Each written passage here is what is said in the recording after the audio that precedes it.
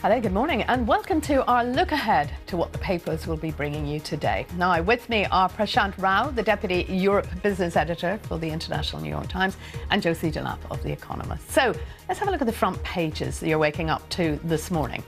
The Sunday Telegraph has an interview with the new independent reviewer of terrorism legislation, who say the threat of terror attacks is at its highest in a generation. Sunday Times reports on a leaked report that Mo Farah's coach Alberto Salazar may have broken anti-doping rules to boost the performance of some of his athletes. Both Salazar and Farah deny any wrongdoing. The Sunday Express has more details about the man who murdered the children's author Helen Bailey. Mail on Sunday claims that a critically ill little girl died hours after a GP refused to see her because she turned up a few minutes late for an emergency appointment. And the Sunday Mirror reports that the fiancé of the notorious prisoner Charles Bronson is also working as an escort. So let's begin. And we're going to start with The Observer, and it's quite a big headline across the front there. Corbyn told to take the blame for the poll flop or we face disaster. And that word disaster has been thrown around a lot over the past 24 hours, hasn't it, Josie? It has. And I mean, this is, you know, after Labour won one of those two by-election seats. But it lost Copeland, which it has held since 1935.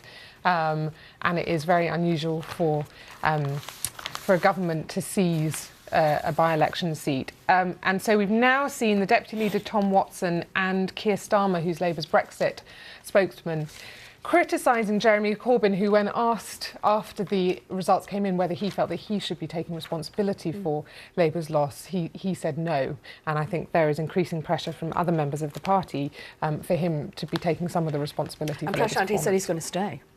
He has. I mean, if he's got a sort of small piece in the Sunday Mirror where he talks about how he takes, you know, his share of the responsibility, but later in that piece, he said he makes clear he was reelected as Labour's leader not too long ago with a bigger majority. And it's really interesting what's happening in the Labour Party now. You know, inside in The Observer, the last paragraph of their story says that about a third of Labour voters would be more likely to vote for Labour if Corbyn was replaced, which indicates that if he is part of the problem, it's not really clear what the solution is. So do you think there's a growing group against him now within the party? I mean, it looks like these are pretty open comments that are against him in terms of critical of him, either obliquely or quite directly. Do you get the sense that Jeremy Corbyn is better or better in opposition than he would be in government, if you know what I mean? Yeah, he likes being in opposition. He's a rebel.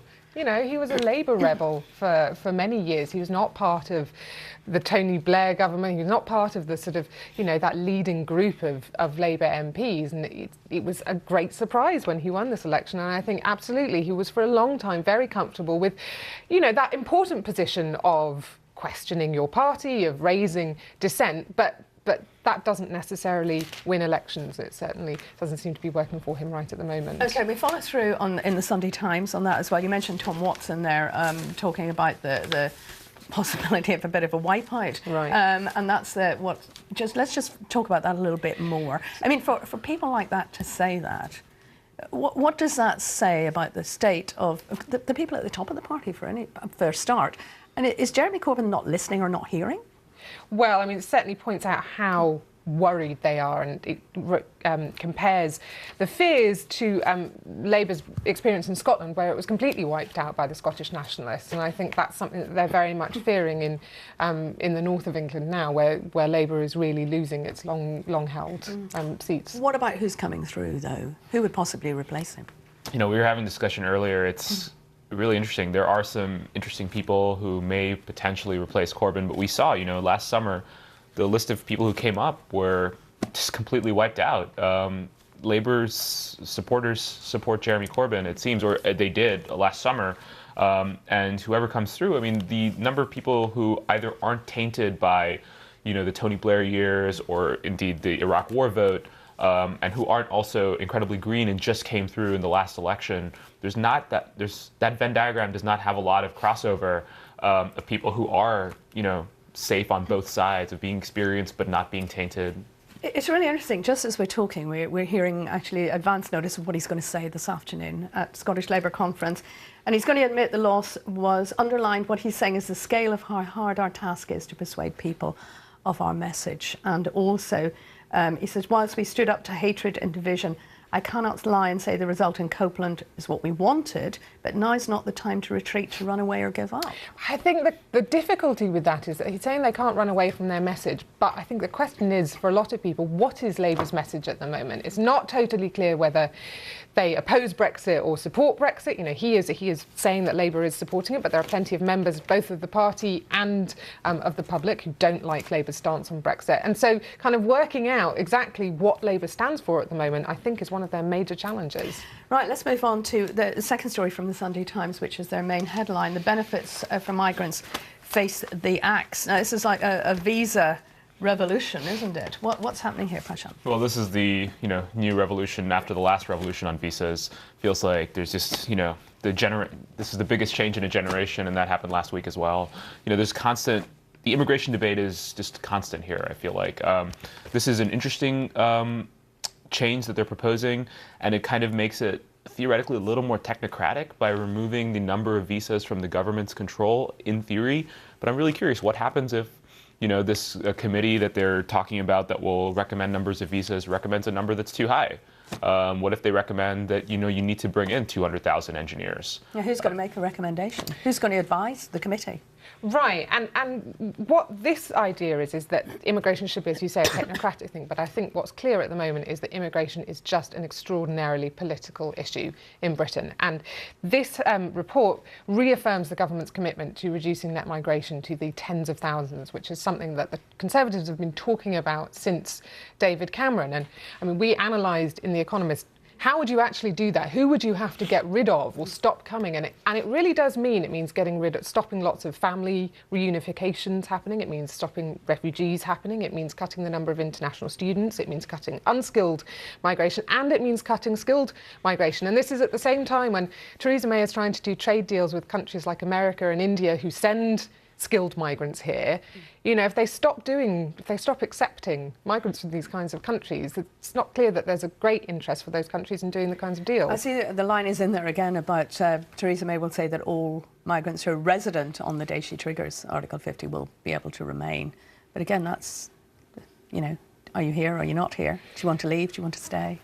Right. It goes to Josie's point that immigration feeds into everything. It's in every single debate in one way or another. When Theresa May went to India, what was one of the issues that came up? The Indian government was asking about visas. Yeah. I mean, these are issues that don't sort of stop at the water's edge. I mean, other countries are asking about, well, will our students be able to go to British universities? Will our tech entrepreneurs be able to set up in, Silicon Roundabout? All of these things, I think, are open questions. Let's go to maybe a lighter note, shall we call it? There's a bit of trouble at the menu at Cambridge, yeah? Yes. So this is a Cambridge College, Pembroke, where students have been complaining about items on the menu such as Jamaican stew and Tunisian rice, arguing that they are cultural misrepresentations and microaggressions because they don't exist in the countries that they've referenced.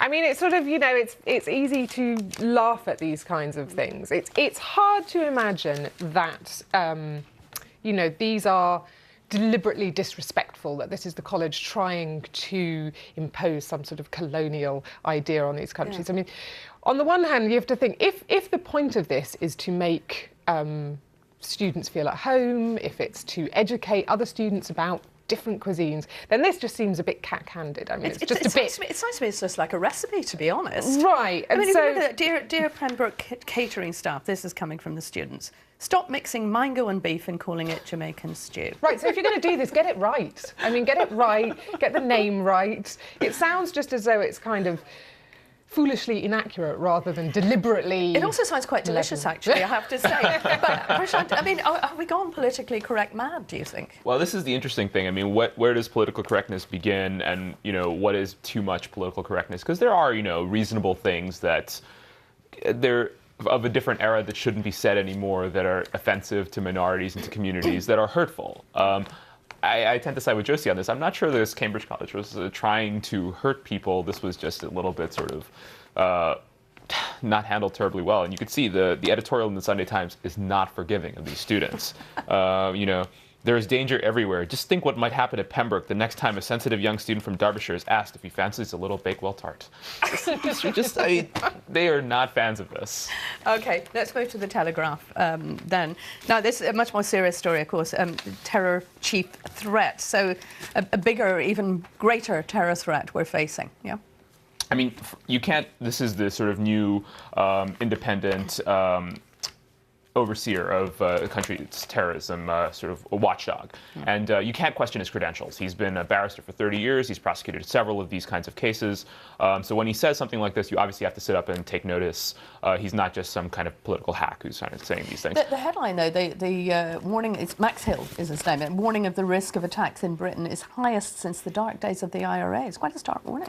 It is a stark warning. I mean, what's interesting is that when we talk about these things, we talk about sort of the level of threat and how serious it is, but you don't get a very strong sense of that, of exactly what that represents in terms of the kinds of attacks. I mean, you have to assume that the threat level was very high after the 7/7 bombings. And was the concern then that we were going to see large-scale attacks, more in the line of sort of 9/11 and those things? Now is the concern about lone wolf attacks, about British people who have been radicalised, who have maybe spent time fighting in Syria. So it's a very sophisticated threat level, even though it's described in quite broad terms. And it's changed over that last 30 years or whatever. That we're facing different threats now and perhaps dealing with them in a different way than we would have during the IRA days. I think that's right. And, you know, one of the remarkable things that is in the inside pages in this Telegraph interview with Max Hill is, you know, since the 7/7 attacks, Max Hill points out, there's been one fatality in Britain through terrorism, and that was Lee Rigby.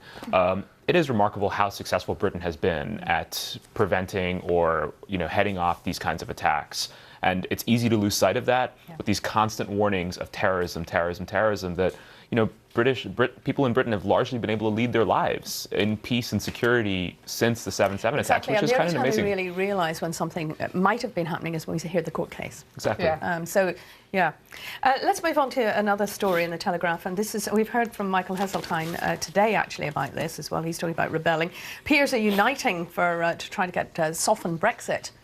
So now this could be potentially embarrassing for Theresa May. Right, I think it is going to be embarrassing for Theresa May because the Conservatives don't have a majority in the House of Lords, and so you are going to see a lot of debate among people who oppose Brexit, pointing out the problems, and, as you mentioned, Michael Heseltine and other Tory rebels are planning to vote against it. I don't think in the end the Lords are going to vote this down, but they're certainly going to do their best to try and put some amendments onto it. Yeah, they're going to make their voices heard, really, aren't they? Yeah, and I think this kind of illustrates the astonishing complexity that Brexit brings. I mean, it's not just a negotiation with 27 other countries, it's a negotiation with, you know, members of the House of Lords, members of Commons. It's just, there's so many different actors in these negotiations that we don't fully appreciate, and, you know, March 15th apparently is when she's going to trigger it.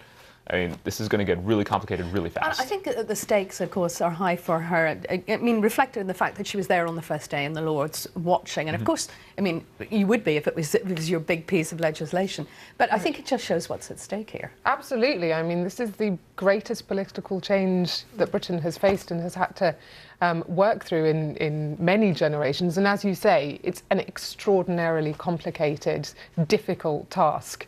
Which we're going to be talking about every day until it happens. Absolutely.